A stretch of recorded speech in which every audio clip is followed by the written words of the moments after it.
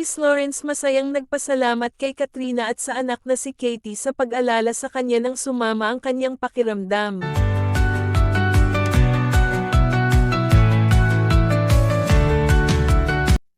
Nagpasalamat ng labis si Chris Lawrence kina Katrina Halili at sa kanilang anak na si Katie dahil sa pagdalaw at pag-aalala sa kanya habang siya ay may sakit.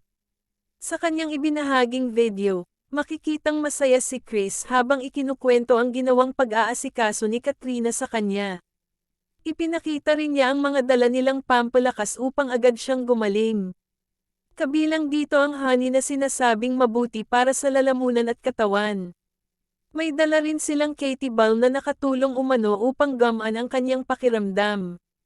Ayon kay Chris, malaking bagay para sa kanya ang pagbisita ni Katrina at Katie lalo na noong hindi siya nakakaramdam ng maayos.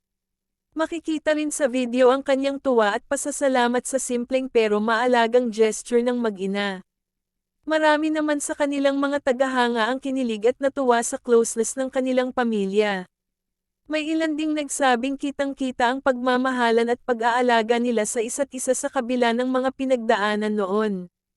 Sa huli, muling nagpasalamat si Chris kina Katrina at Katie dahil sa pagpaparamdam ng pagmamahal at suporta habang siya ay nagpapagaling.